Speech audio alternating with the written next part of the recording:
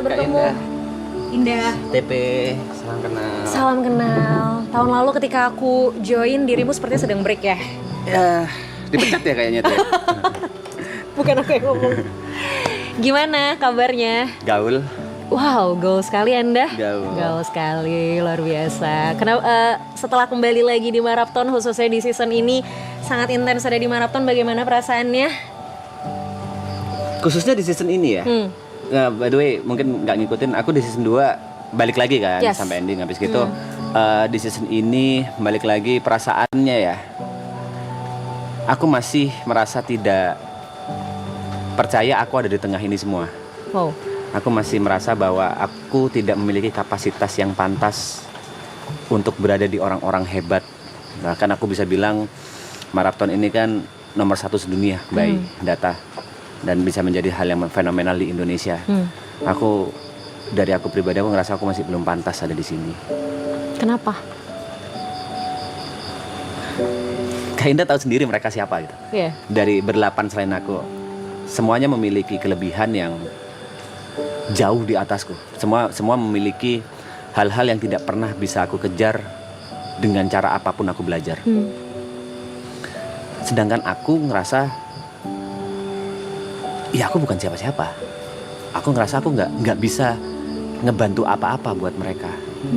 Jadi aku ngerasa aku di sini pure digendong, dibantu sama mereka, derajatku dinaikkan, dan aku masih belum tahu gimana caranya aku ngebalas semua kebaikan itu. Aku kemarin sempat lihat Mas Tepe dibeliin mobil sama anak-anak. Ya kan? Iya. Gimana Mas perasaannya? Gimana perasaannya? Sebenarnya, Kak Indah ngeliat full atau enggak? Aku lihat dari Clippers sejujurnya. Lihat dari Clipper ya. Jadi sebenarnya Arab udah cerita anyway ke viewer. Jadi itu semuanya kayak dari pagi itu manajerku bilang kalau aku ada kerjaan yang huge, yang besar. Lalu aku bilang, manajerku tuh telepon karena butuh jawaban cepat, intinya seperti itu. Dan aku bilang, ya gas lah, ambil lah. Dan aku turun dari bang bedku, terus aku langsung cerita ke Yuka. Langsung cerita ke Yuka kalau aku akan dapat kerjaan besar dan insya Allah aku bisa mendapatkan mobil. Tapi di situ aku langsung merasa bersalah. Kenapa aku cerita ke Yuka ya? Kan Yuka juga belum punya mobil. Aku pada titik itu aku rasa bodoh banget aku ceritanya ke Yuka.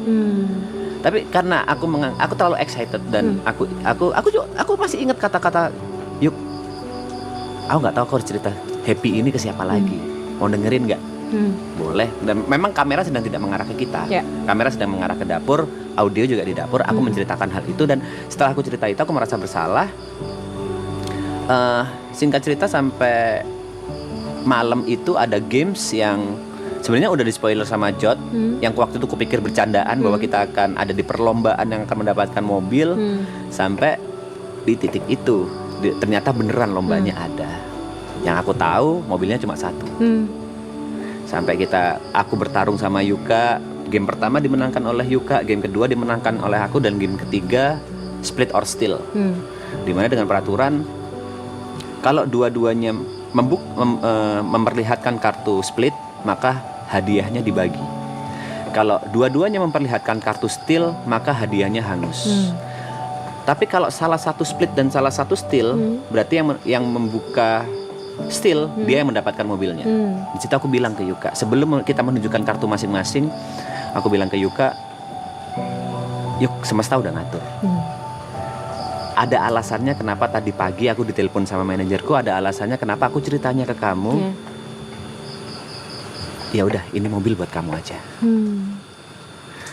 Tapi pada saat aku ngomong gitu, aku langsung mikir, Greta setuju nggak ya? By the way, aku punya istri, namanya Greta. Aku mikir, Greta setuju nggak ya? Greta marah nggak ya? Kok aku dengan arogannya, dalam tanda kutip, membuang rezeki? Seharusnya kalau dibagi 2 ya lumayan lah, let's say bisa 50 juta atau 60 juta, aku nggak tahu. kok aku dengan arogannya, karena aku selalu berpikir rezekiku ya rezekinya Greta gitu loh. Aku belum minta izin ke Greta kan pada saat itu. Greta marah nggak ya? Tapi ya udahlah, memang ini rezekinya Yuka.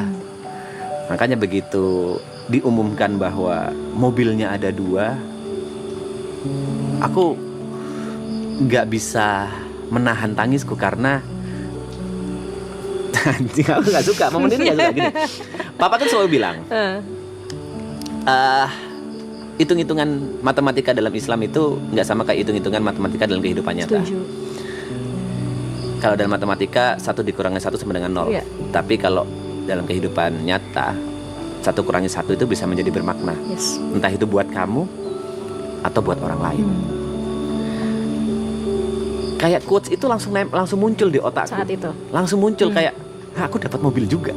Itu aneh. Dan apalagi dengan seluruh kasih sayang atau perjuangan dari teman-temanku yang udah gendong aku secara karir, udah naikin aku, udah bantu aku sampai di titik ini.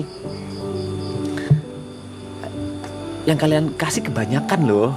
Yang kalian kasih kok aku ngerasa nggak pantas untuk mendapatkan itu semua. Jadi ya itu rasanya aku bisa mendapatkan mobil.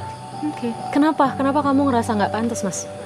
Ya itu tadi, karena aku ngerasa ini dari sisi apapun, pada saat kita ngomong ada di depan kamera, yang penonton inginkan mostly adalah canda tawa.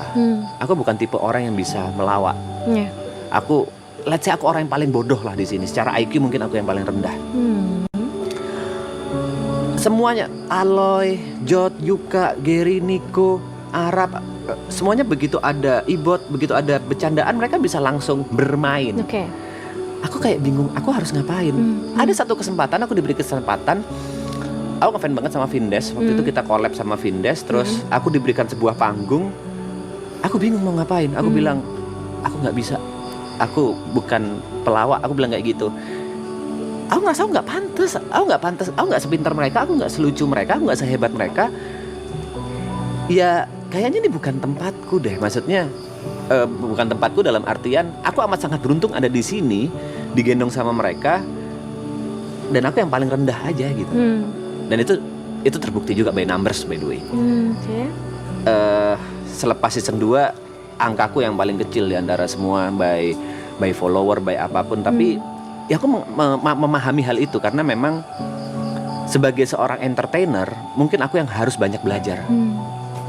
Mereka sudah makan asam garamnya. Aku dari Jember yang mungkin aku hidup dalam lingkunganku atau dunia kecilku sendiri, lalu bersosialisasi dengan banyak orang. Ternyata dunia industri atau dunia hiburan nasional seperti ini aku masih belum nyampe aja menurutku. Tapi menurutku maraton gak akan jadi maraton kalau gak ada kamu. Even Triple A Clan juga mungkin gak akan jadi Triple A Clan kalau gak ada Mas Tepe sih. Mbak Indah, itu argumen yang bisa kupatahkan dengan mudah. Oke, silakan. Pada saat aku ke Jember, itu ada hampir sebulan tanpa aku. Ya normal aja. Ya. Tapi bukan berarti ketika kamu ada dan semua juga sama aja kan sebenarnya. I mean, mungkin Mas Tepe bukan orang, ini pendapatku ya. Mas Tepe mungkin bukan orang yang bisa ngelawak kayak member-member yang lain. Bukan orang yang mungkin kemampuan entertainnya udah seluas member-member yang lain gitu. Tapi justru yang bikin kamu unik adalah ya kamu yang ini gitu loh. Aku ingat banget nih Mas Tepe, waktu tahun lalu aku kesini, kita nggak ketemu kan gitu. By the way bukan di sini, di BSD, nah, ya. Ini Sentul. Maksudku maraton, waktu ke maraton. Waktu aku tahun lalu ke maraton, beres aku dari maraton aku pulang. Jujur aku nggak tahu kalau ternyata impact ke aku juga sebesar itu dari maraton waktu itu. Jadi aku balik dari BSD jam 1 malam. Dari BSD aku balik jam 1 malam. Jadi besoknya tuh aku bener-bener bangun siang gitu posisinya. Dan aku kaget ketika aku buka sosmed aku udah rame banget yang mention aku, Clippers udah banyak banget. Dan tiba-tiba udah banyak banget yang bilang, Kak kamu harusnya ketemu sama Mas Tepe. Posisinya saat itu aku kan nggak tahu kamu dan nggak kenal kamu ya gitu loh. Kak kamu harusnya ketemu sama Mas Tepe, pasti debatnya seru banget, pasti argumennya bakal asik banget. Artinya di situ aku menilai bahwa even though saat itu kamu nggak ada, kamu masih memorize loh di orang-orang. Salah, yang mereka inginkan itu perpecahan, yang mereka inginkan itu perdebatan, bukan obrolan yang seru. seperti yang mungkin didapatkan. Kan aku juga nonton klip-klipnya kan, Yeah. kayak semuanya bisa cerita. Sama aku kan nggak mungkin kan terjadi seperti itu. Kali aja perdebatan. Who knows? Ya, yang viewer inginkan ya perdebatan. Mereka suka perpecahan. Ya karena mungkin itu yang menarik dari dirimu. Dan gak apa-apa kan. Aku inget tahun lalu aku pernah bilang ini sama Nico. Kalaupun orang lain lebih baik dari kita, kalaupun kita menilai orang lain lebih baik dari kita, belum tentu kita buruk. Setuju. Jadi kalau tadi Mas Tepe bilang ya mereka semua ini orang-orang hebat, mereka semua jauh di atas Mas Tepe. Tapi sebenarnya Mas Tepe juga orang yang punya kemampuannya sendiri. Tidak buruk kan? Tidak buruk. Tapi tidak menghapus fakta bahwa aku nomor 9 dari per 9 dari antara mereka semua. Aku adalah orang yang sebenarnya mendapatkan sesuatu hal yang tidak pantas aku dapatkan dari seluruh apa yang aku lakukan gitu. Seharusnya kreditnya tanpa aku pun mereka udah gede. Aku harus bilang aku kayak benalu aja. Wow. Aku harus bilang kalau tanpa aku mereka mungkin bisa lebih gede. Karena mostly kebanyakan juga yang paling aku takutkan di season 2 aku paling banyak haters. Yang aku takutkan itu berpengaruh ke mereka. Yang aku takutkan itu berpengaruh ke maratonnya. Aku nggak masalah aku di hate dengan perbuatanku, dengan omonganku, dengan tingkah laku aku nggak masalah. Tapi kalau itu dampak ke kapalku, aku akan sangat merasa hina gitu. Yang ada di pikiranku, yang selalu menghantui pikiranku adalah andai maraton tanpa TP harusnya bisa lebih gede. Layaknya benalu. Oke, apakah ada jaminan untuk itu? Nggak ada. Kita kalau ngomong what if nggak akan pernah kelar. Yes. Nggak ada jaminan. That's why. Artinya kan ada kemungkinan juga maraton tanpa TP juga bisa jadi maraton yang berbeda gitu. Maksudnya belum tentu jadi maraton yang seperti sekarang kan. Ya. Itu ada di otakku aja memang. Ya, it's okay, it's fine. Tapi dari tadi Mas Tepe selalu bilang Mas Tepe digendong Yes. sama mereka. Yes. Sebesar apa perubahan yang terjadi di hidup Mas Tepe after maraton? Dunia udah kebolak-balik. Dulu, let's say aku cuma bisa ngelihat orang-orang yang kukagumi, idola-idolaku dari balik layar. Sekarang aku bisa ketemu, bisa ngobrol, bahkan dulu aku ngefans banget sama Om Ded. Nah, Om Deddy Corbuzier. bahkan kemarin berenang bareng. Ya. Aku ngefans bener-bener dari kecil. Aku beli semua apa yang Om Ded jual. Even itu buku OCD. Aku kurus tapi aku beli buku itu. Oke. Karena aku ngefans itu sama Om Ded. Dan ada titik di mana kemarin aku nggak tahu itu ketangkap kamera atau enggak, pada saat aku makan di Gadang Barubah, Om Ded nepuk kakiku bilang, "Pe, gua bangga sama lu. Lu bisa ada di titik ini sekarang." Itu nusuk buat aku, itu nusuk. Itu kayak wow. Om Ded ngomong kayak gitu ke aku. Wow, itu buat aku means a lot. Dan aku yakin tanpa maraton gak akan ada hal kata-kata seperti itu dari orang yang idola, kagumi itu gak akan ada. Ada band yang datang kota, datang ke sini buat aku. Mereka datang cuma buat ngasih surprise ke aku, itu gak mungkin terjadi sebelumnya kalau misalnya nggak ada maraton. Jadi dunia udah benar-benar kebolak-balik. Lalu secara finansial juga, dulu aku sebelum datang ke maraton itu titik dimana aku benar-benar menyerah. Aku masih ingat tanggal 27 Januari itu ulang tahunku. Aku adalah seorang streamer, dan tanggal 27 Januari aku memutuskan untuk berhenti menjadi streamer. Berhenti streaming. Aku udah pack-packin semua PC-ku. Dan di situ aku rencananya mau live streaming untuk terakhir kalinya. Tanpa pamitan. Oke. Aku mau live streaming 24 jam untuk menghibur viewerku dengan sepenuh hati. Aku membuka live streaming itu dengan menggunakan jas. Dengan menggunakan kacamata hitam. Dan aku tunjukkan semua prosesnya pada saat aku masih bikin thumbnail, yang itu ku live-in juga. Jod, Yuka, Gary sama Arab nonton. Ngedonate aku 5 juta, habis gitu Arab ngedonate lagi 10 juta, terus Arab nelpon ngajak aku ke maraton. Di saat titik aku menyerah, di situ datang pertolongan dari mereka. di saat itu aku bingung mau hidup dengan apa. Aku udah rencana mau jual pisang goreng aja udah. Mau bikin gerobak dari hasil visiku, aku mau buka kaki lima jual pisang goreng. Tapi sekarang udah jauh dari itu semua. Aku bahkan bisa membuka usaha F&B ku sendiri, restoran dine in. Keren. Udah jauh. Jadi sebenarnya kalau ditanya apa yang berubah, semua berubah. Semua ya. Semua berubah. Dunia kayak kebalik. Artinya kalau tadi menurut Mas Tepe Marapton bisa lebih besar tanpa Mas Tepe, teori Mas Tepe gitu kan, harusnya Marapton bisa lebih baik tanpa Mas Tepe. Mungkin akhirnya aku ngeliat sisi lainnya adalah berarti dari satu sisi Marapton yang hadir untuk Mas Tepe sebagai blessings. Apapun itu. Ya kan, maksudnya terlepas dari apakah betul Marapton akan lebih besar tanpa Mas Tepe ataupun tidak, apakah Marapton akan lebih baik tanpa Mas Tepe ataupun tidak, biarkan itu menjadi tanda tanya. Tapi satu hal yang mungkin menjadi fakta bahwa ya mungkin Tuhan membawa Marapton sebagai blessing untuk Mas Tepe gitu loh. That's right. Kenapa aku sejak awal bilang ya mereka yang gendong aku. Kan masalahnya bukan di situ. Masalahnya adalah apa kontribusiku untuk mereka. Apa gunaku untuk mereka? Mereka datang ke aku sebagai blessing. Tapi aku di mereka sebagai curse. Wow. Masalahnya ada di situ. Oke. Aku setuju mereka datang sebagai blessing. Aku amat sangat setuju. Ya, ini kan semuanya berawal dari aku ngerasa tidak pantas aja sih. Aku ngerasa tidak pantas dengan semua yang aku terima sekarang. Jadi muncul ketakutan. Pada saat orang bertanya, after Marapton mau ngapain? Aku nggak tahu. Tanpa mereka aku apa? Benar-benar no clue. Tapi ingat yang tadi Mas Tepe bilang, matematikanya Tuhan kan. Ya, kita nggak bisa tahu. Tetap percaya itu Mas. Ya.